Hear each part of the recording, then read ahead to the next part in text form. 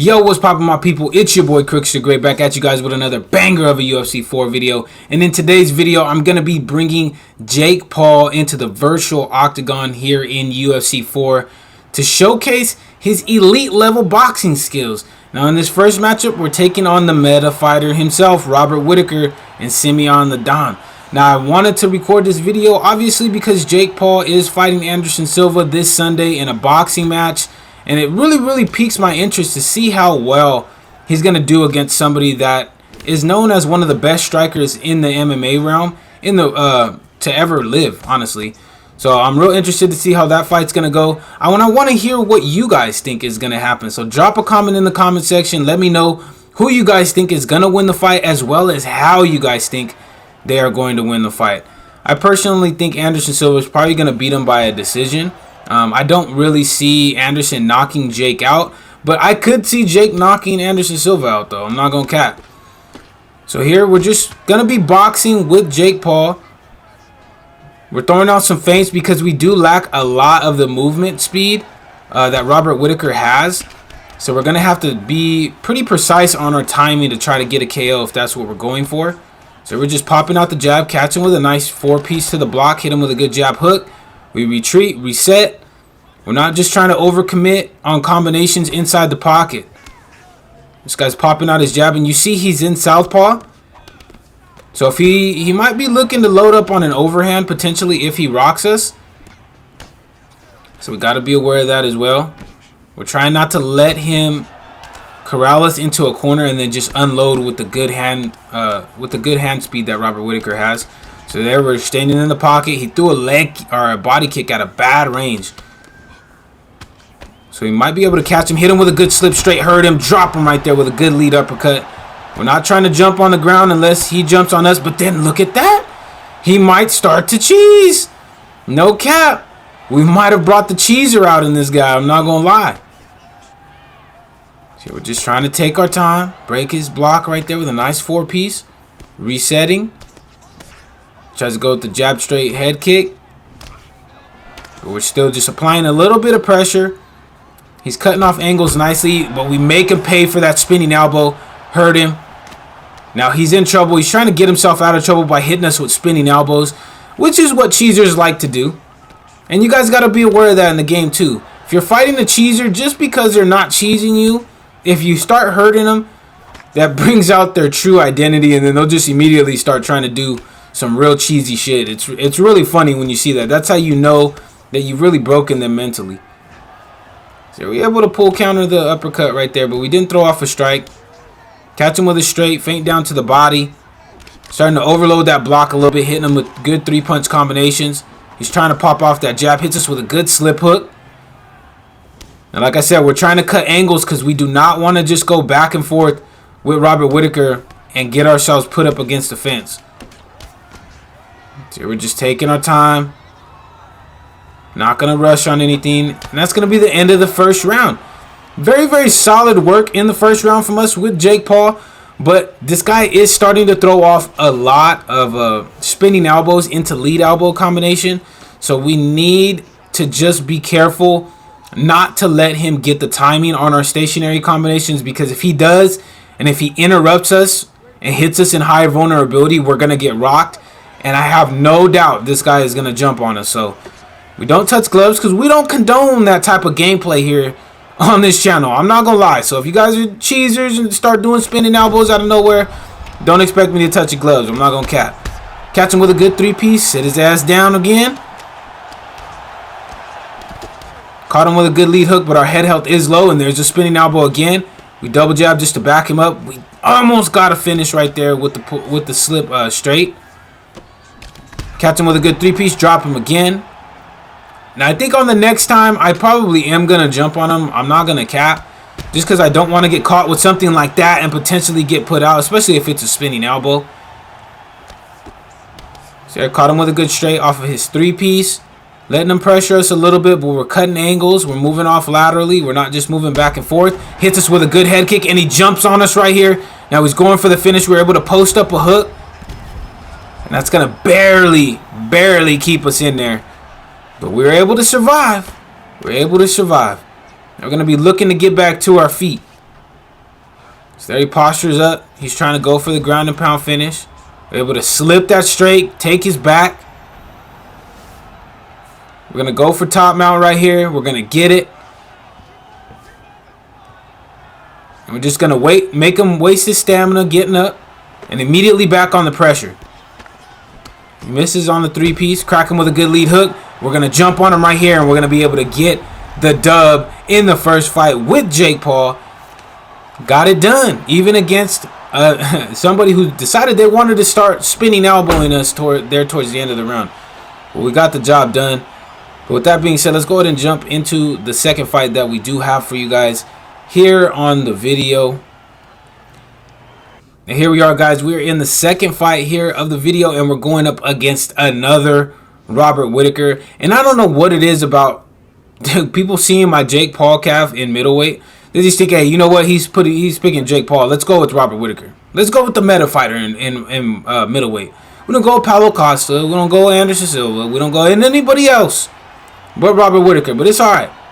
It's all right. Now, I know that this guy, Winter, he's a cheeser. And he's a cheeser not with spinning elbows too much, but this guy loves to just spam and bobblehead. Pretty much when you get him hurt. After you get him hurt, he's just going to start bobbleheading. So we got to take our time in this matchup, because that could lead for a very, very long night if we let him frustrate us. So right here, we're catching him with good combinations. And look, he's already starting to bobblehead. So we're feinting to the body. Catch him with a clean 3-punch combination. Hurt him. And look, there goes the bobblehead and just moving up and down with no, like, you know. Y'all know what it's like. Y'all see, if you've played UFC 4 for a long enough time, you've seen bobbleheaders.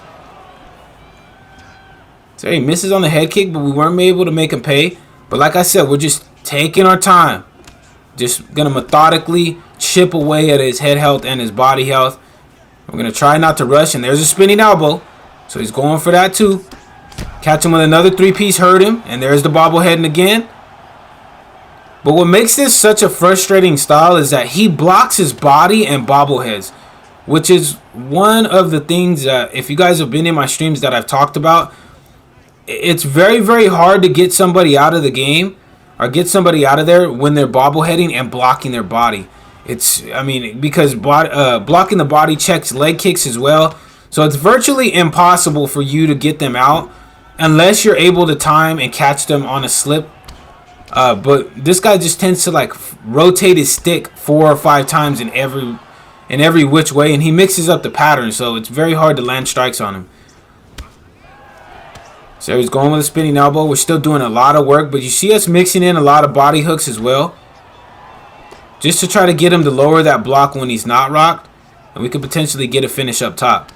There, caught him with another 3-piece. Look, there's a flicking of that stick again, I'm telling you. But it's not gonna matter, because our timing is on point in this fight. Nice body kick right there by him. He misses on the front kick. We make him pay with a good jab lead hook to the body. Staying patient with it. Misses on the spinning elbow. We immediately put pressure because I know that stamina is low. Broke his block right there with a clean 3-punch combination. Stepping off. Double jabbing to close the distance. Misses on the knee. So we're doing a very, very good job of just staying patient. Catch him with a good jab hook as he tried to go for the Superman. He's hurt. Breaking that block down just a little bit. Catch him with a clean 3-punch combination. Now, I know I'm not going to be able to get the finish right there with Jake Paul, so I'm not going to go for it until I absolutely know that I'm going to get the finish, because I don't really want to be in ground and pound scenarios unless I absolutely have to. Misses on the overhand. Make him pay with a clean 2-piece to end that first round. Very, very solid first round against a guy who we all know. And if you guys have fought him, this guy is a cheeser. So, very, very solid first round. We're going to carry that momentum into the second round and be looking for a finish. I want to get this guy out of here as soon as possible. I really don't want to let this fight be lingering for too long, because the longer I let him last in this fight, the more potential that I get hit with something really, really dumb. That's what UFC 4 tends to do a lot of the time. You can literally just be beating somebody within an inch of their life, and then they hit you with a spinning elbow, and it's GG's for you. So we're going to try to get him out of there as soon as possible. So here we're just still staying patient with it. There's a spinning elbow into a lead hook right there by him.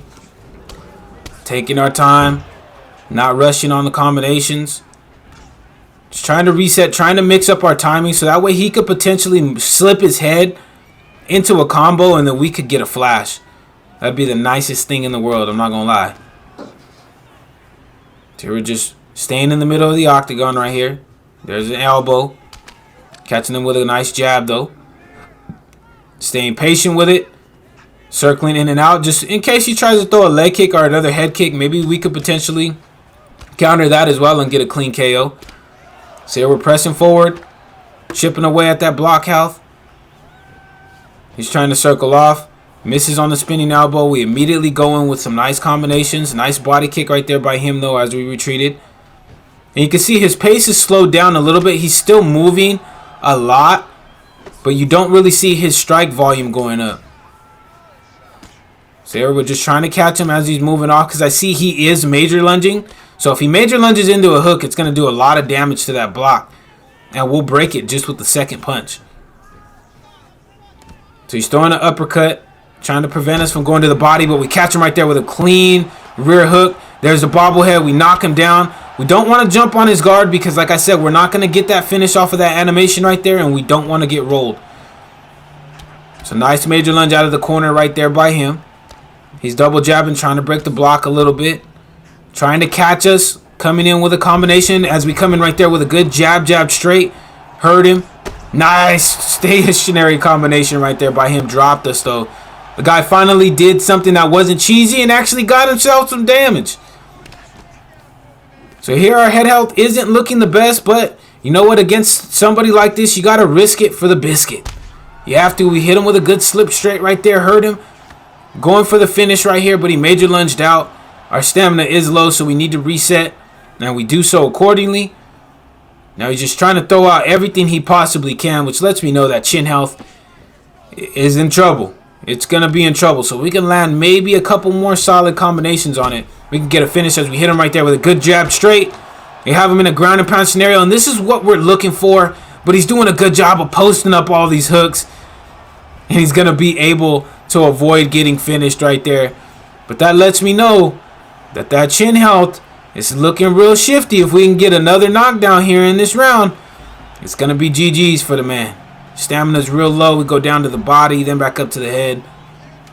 Taking our time. He's throwing a lot of uppercuts. We pull right there, catch him with the comeback uppercut, and put him to sleep right there with Jake Paul. Very, very clean work, and that's what you got to do against these cheesers like that. But that's it for the video, guys. If you guys did enjoy this video, make sure to slap that subscribe button as well as slap that like button. And remember to post in the comment section who you guys think is going to win this fight this Sunday. And like I said, I think Anderson is going to decision Jake Paul in this fight. But I'd love to hear what you guys think about the fight. But until the next video, guys, take it easy. Be safe. Enjoy the rest of your guys' day, afternoon, evening, depending on where you guys are watching this from. And I will see you guys in the next one.